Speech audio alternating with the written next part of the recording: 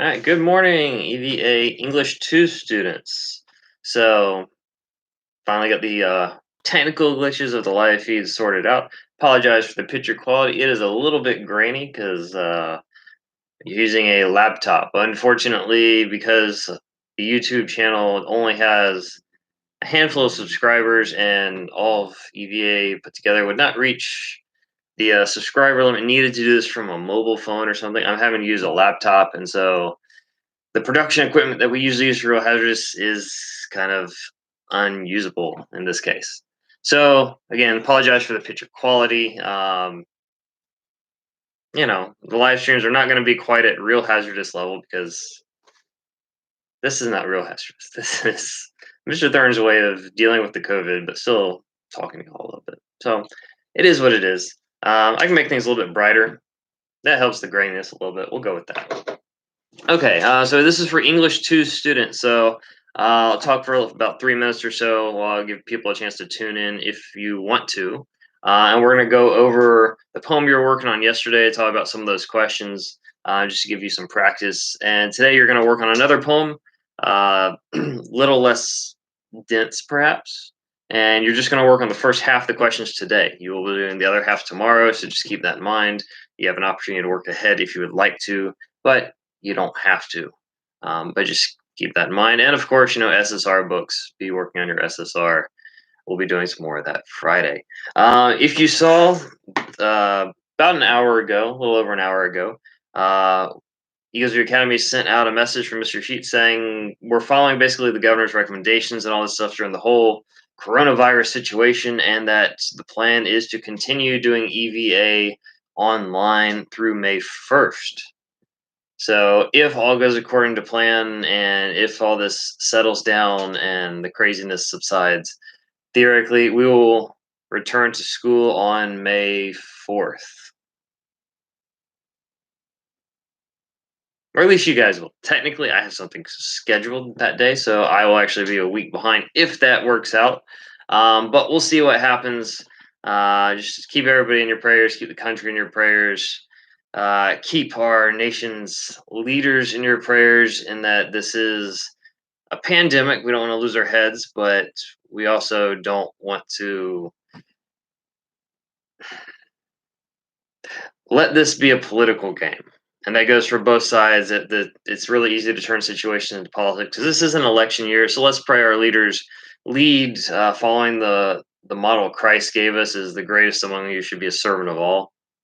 And whether you're a Trump fan or a Biden fan or a Sanders fan or wherever you stand on the political spectrum, let's just pray that they actually lead selflessly, not selfishly. But they need prayers one way or the other. So pray for the leaders, pray just for the country in general, stay safe, and pray that maybe all this craziness ends so that we can see each other at some point before the school year ends. But that was the main announcement. Keep in mind a couple other things from my class in particular. When you do complete the exit ticket serves two purposes. One is for attendance. So when you write your name, and for simplicity's sake, this will be one of the times you do not have to write in complete sentences where I ask for what's your last name, what's your first name. You can just put your last name and your first name. That the reason I'm doing that is when I export your responses as a Google Sheet document, it lets me really easily alphabetize your name, so it's really easy to go through the roll book and give you credit for your attendance that day and get your grades in the grade book where they belong. So for those two, your name, your last name, your first name, do that. Make sure you just put your last name in the last name box. You just put your first name in the first name box. Otherwise, it throws the alphabet thing out of whack, and then sometimes I don't see you if you're there because your name's not in the right spot. So just keep that in mind. Also, keep in mind your names, they're proper nouns. So they should be capitalized. I know exit tickets, this is a little bit new over way of doing things, but I do expect good grammar because it's English class. So make sure you capitalize your names, first name of a sentence, use common, proper grammar. Otherwise, you'll lose points for those particular questions on the exit ticket. Okay, so there's that.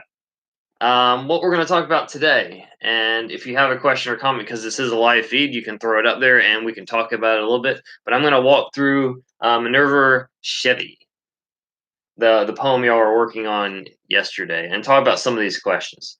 And so the first question asked you to describe the narrator's tone. And based off his tone, what is his opinion of our title character? And so the tone's sarcastic. Poetry can be a great way to critique something, and sarcasm is a great way to critique stuff too, although it's not always the most persuasive way. But the narrator's tone is sarcastic. If you think about it, the second half of the poem makes it really clear that the narrator does not respect her title character. And essentially, our title character is painted as basically a pathetic alcoholic who is grumbling, complaining about his misfortune, and fantasizing about the past rather than working hard to change the present. So the narrator is not a fan of our main character. That's also why it's important in poetry to identify the narrator, because our poet created a character that is dislikable intentionally and then decided to tell us about it through a narrator that dislikes him. So the narrator and this character seem to have issues, but both of them are creations of our actual poet. So that's one reason why you got to keep in mind the speaker and the poet's not always the same thing. Second question, the rhyme scheme and the meter. Well, the rhyme scheme is A B A B C D C D E F G H, meaning like every other line rhymes, or every other line does not rhyme, but the subsequent line. So the first and third lines rhyme. The second and fourth lines rhyme. All these different things they rhyme. And so the meter, which is the combination of stressed and unstressed syllables, is what is called iambic tetrameter, and that's a fancy term for saying there's 4 2-syllable feet. Those are what we call the iamb pattern. It's like soft and heavy stresses, and it is broken into 5 syllables. So that's where I get that idea. It creates this like sing-song kind of quality that at first makes us think this is a poem about an underdog. And that's kind of part of the trick, because the idea of the poem is to get us kind of rooting for him, like, okay, this guy is he's going through tough times, but how will he overcome? And it's only in the second half that we realize that's a trick. We've been drawn into this story by the iambic pentameter, by the poetic structure. Yet we find that this is a guy who really doesn't like his life, and we kind of dislike him. And he's basically just the opposite of what we first think he might be at the beginning of the piece. Question number 3. In the first quatrain, our character, he's described as a child of scorn. And the question is, what's the narrator's point in using this phrase? And keeping in mind, we've had kind of like a misdirect where we're given one impression at the beginning and then we get the real impression at the end. This describing the character as a child of scorn, which is in the fourth quatrain, by the way. We realize that he is a character who is scorning the world, not someone who is being scorned by the world. A child of scorn, we would think the latter, but it's actually the former. And so basically, at first we think it means that the world is out to get our title character, but later we figure out this is not the case. It's actually a criticism of the title character, and that he's a grown man, but our narrator kind of refers to him as a child, telling us that he's very immature. He's not somebody to aspire to be like. Question number 4. The narrator tells us that, excuse me. I'm reading the question as we go. The narrator tells us that Chevy dreamed of Thebes and Camelot. So Camelot, if you remember King Arthur legend, Thebes. So these great exotic places. Yet there's a different, darker way of viewing these historical places and events. What's the downside of living in any of these ancient times? So some things you might have thought about: disease, injustice, bloody warfare. Those were all pretty common during the day. Our title characters romanticize these times, but he doesn't seem to actually realize how harsh those times were, which seems to be a trend. We sometimes will glorify the olden days, but we sometimes overlook that stuff. So, yeah, keep that in mind. Number 5, there's some personification. That's where we give non-human things human characteristics. There's 2 things that are personified in those, and we want to look at the irony of our title character's opinion. So personification. First, quatrain number 4. And here's talking about romance, is being described as being on welfare. and another times when art is described as a vagrant or a bum. The irony to all this is that our title character is judgmental of modern people's misuse and abandonment of these ideas, yet he misuses the story. He doesn't create anything of value himself. He's a drunken daydreamer who doesn't take any action in his life. So he's kind of a vagrant and a bum. That's kind of the irony. Number 6, alliteration occurs frequently in the poem. We see at the line 1 talking about our title character and the child. So Cheevy and the child. Or another time in line 13 where it says Miniver mourned and the right pronoun. So if you have that common consonant sound at the beginning, right in a quick succession of words, that is alliteration. So I want you to find 3 examples of that. One in line 17, Minerva and Medici. That's line 17. That's one. Cursed in the commonplace in line 21, or the missed medieval grace in line 23. Those are 3 examples. You might have found other ones. That's okay, but those are 3 that are definitely alliteration. Question. How do we turn in the 4 questions for today? Go to the exit ticket. That's where you turn in the questions for today. Remember, unless I ask you to submit the Google Doc, don't submit me the Google Doc. So just go to the exit ticket, and that's how you will do that. So there you go. Good question. But yeah, exit ticket. Defer to the exit ticket. Read the lesson plan at the bottom where it says how you'll be assessed. That's all you got to do. And if I don't put it in there, don't worry about it. Number 7. Our title character's foolishness is clearly on display in the 5th quatrain. How so? Well, he's portrayed as foolishly admiring people that he's never met and will never actually know. So, like King Arthur from the past. And so, only a fool would be willing to commit sins to impress Medici. So, if you're trying to impress dead people, that what's the point? They're dead. You don't get any benefit out of that. So, yeah, Minerva is very foolish.